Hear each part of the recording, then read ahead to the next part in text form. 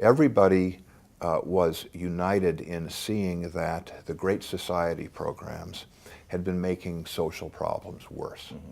Everybody understood that. The question was, what do we do instead?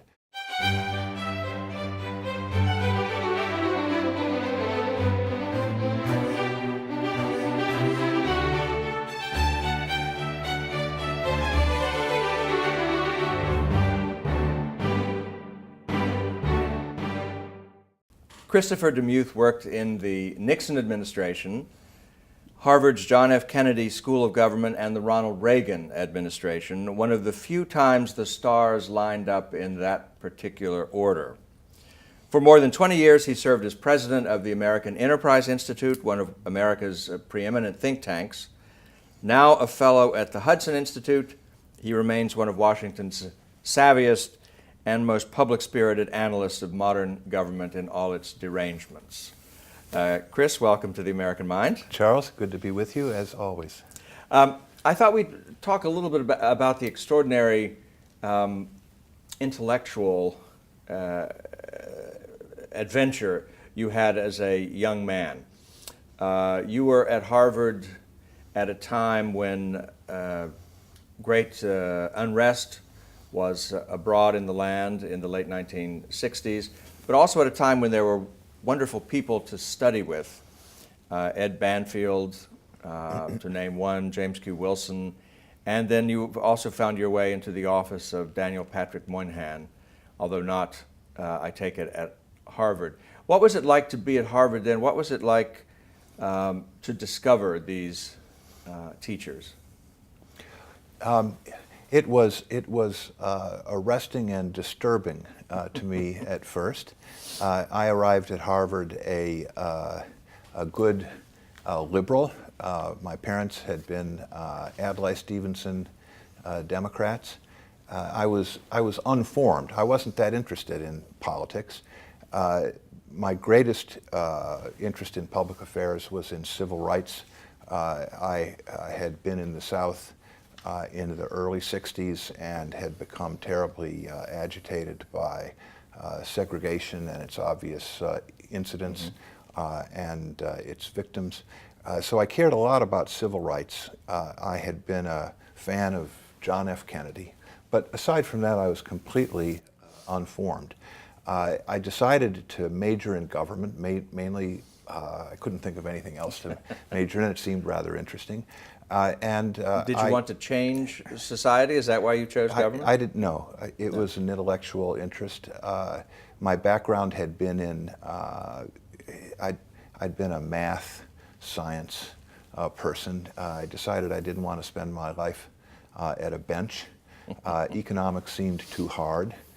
So I majored in government, and I soon found myself in the class of Edward Banfield, a course on urban politics and urban problems, which were the big problems of the day. This was the time of the LBJ Great Society, tremendous ferment following passage of the Civil Rights Act of 1964, after the focus of race relations issues shifted to the north and to the big cities.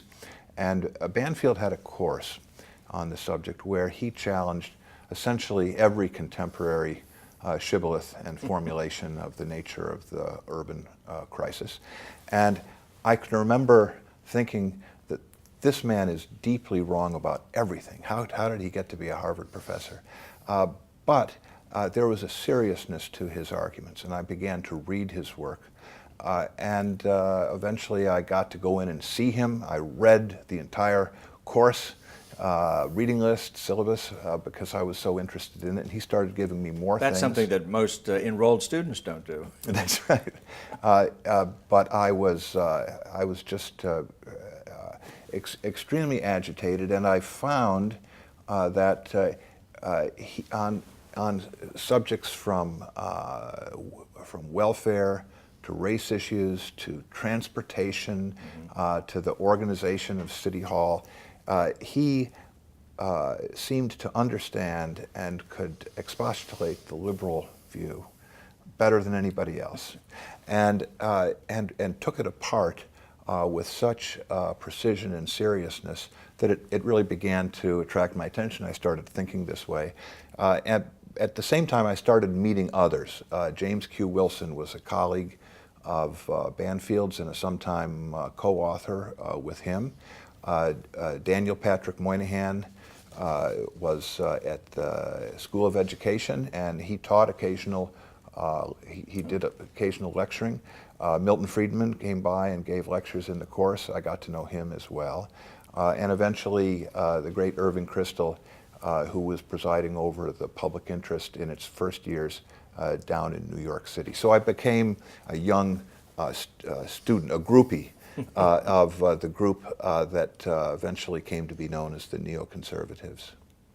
And in this group, what sort of intellectual differences did you notice? Because they didn't agree with each other on everything, and I think Moynihan had his own way of thinking that maybe Banfield would not have cottoned to as much as Jim Wilson did, perhaps?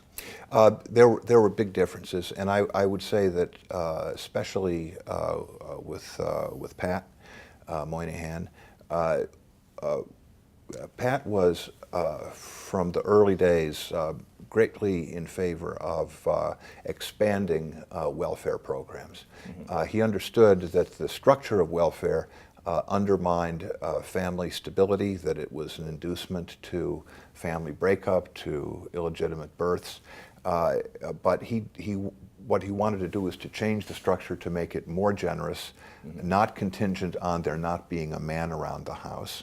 And what he eventually succeeded in convincing Richard Nixon to propose, the Family Assistance Program, was very much part of his arsenal of arguments and proposals back several years before that. Banfield was a complete skeptic. He thought that the welfare problems essentially had no solution, and that efforts to expand the welfare state would make problems worse. So and then there were people in the middle, Nat Glazer and Jim Wilson, mm-hmm. I think. But these were serious arguments, but they were friendly arguments. Everybody was united in seeing that the Great Society programs had been making social problems worse. Mm-hmm. Everybody understood that. The question was, what do we do instead? And there were a lot of very smart disagreements on that score. It was certainly the most exciting time in urban politics, I guess you could say, and the study of urban politics in the 20th century. And you happened to be present at the creation. Yes, very fortunate. Yes. Now, Banfield thought that at bottom the problems of poverty and many other urban problems were cultural, as he called them, and that made him almost adamantinely conservative. I mean, skeptical, let's say, of any solutions to these problems. And so, as you talk a little bit about how that played against Moynihan's optimism that there was a ready solution if only you poured more money into the welfare system. Ed Banfield was ahead of his time. He had views which seemed outrageous back then, which have long since become conventional wisdom. He had written a book that many still regard as his greatest book, called The Moral Basis of a Backward Society, where he came to the view that in a poor peasant town in southern Italy, the deep poverty there was mainly the result of what he called amoral familism. People within not one of the most fleeting not a felicitous phrases ever to fall from right, his lips, but still. Right. But a precise one. Mm-hmm. Within the family, people behaved morally, that is, with a view toward the welfare of others. But they did not conceive, they had no idea of the possibilities of productive, cooperative behavior outside the family. Their view was that society is nature-red and tooth and claw, dog eat dog. If you and I are doing something together and you're doing well, it must be at my expense. One can see this in many cultures.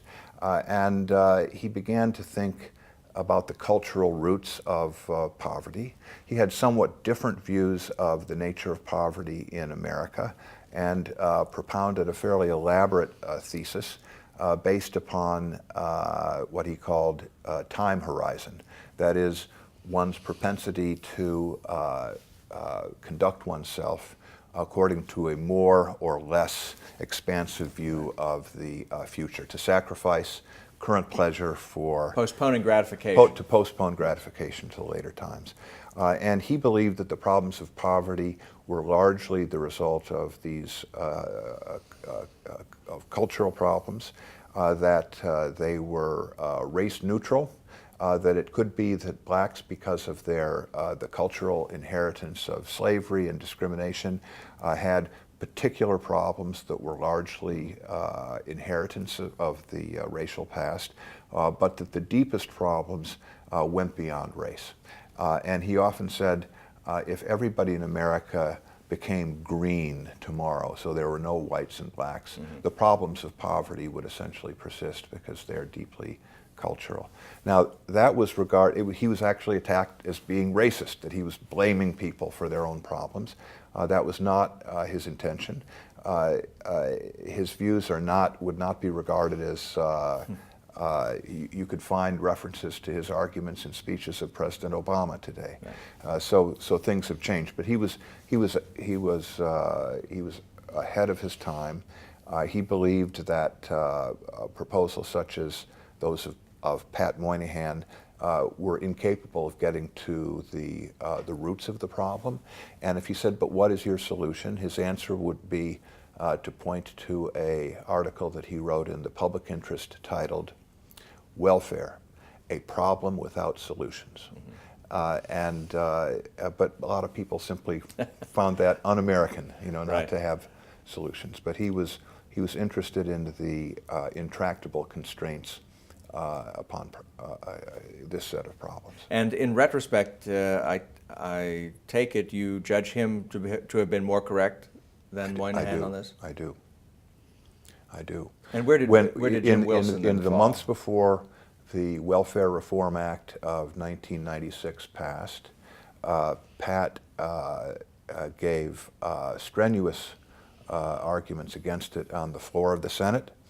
There were some people that thought that, well, he'd become a senator and he'd lost touch with his neoconservative roots. That wasn't the case. He was very, very consistent in his views. Pat was a deep and wonderful man and right about many things, but he was not completely right about this. He said that if the Welfare Reform Act passed, people in large numbers would be dying in the gutters of American cities. And we were replacing the LBJ Great Society with a new Great Society where everybody would be sleeping on grates. There are lively debates about the effect of the Welfare Reform Act, but nobody thinks that Pat's predictions have come true. No. And as a young man in this cauldron in those days, did you, as a sympathizer with the Ripon Society and other sort of liberal Republican causes, did you find Banfield's hopelessness frustrating? I mean, his attitude of hopelessness towards these social problems? Let me say a word about the Ripon Society, because I did have in these beginnings a very strong libertarian streak, which I retain to this day. The Ripon Society was a group centered at Harvard that conceived of itself as, and was described as, liberal Republicans. And it's true that our champions were Nelson Rockefeller and John Lindsay and people such as that. Sometimes referred to as liberal Republicans, yes. Right. We regarded ourselves, what we were, in retrospect, was pro-civil rights libertarians. And if you look at the people that were in the Ripon Society, it included Lee Auspitz, who did the greatest modern exegete of Michael Oakeshott, who did a wonderful essay for your review. George Gilder, Yes. Bruce Chapman of the Discovery Institute, Tim Petrie, a longstanding congressman from Fond du Lac, Wisconsin, Peter Wallison of the American Enterprise Institute. So none of these people would be comfortable to be called a liberal or a progressive. Our heroes were people like Milton Friedman, who, unlike Ed, were very reformist. He wanted a negative income tax, and we wanted to abolish the draft, and he wanted to voucherize education. So we were very reform-oriented in a libertarian direction, but civil rights was the defining issue of the day, and Barry Goldwater had voted against the Civil Rights Act of 1964.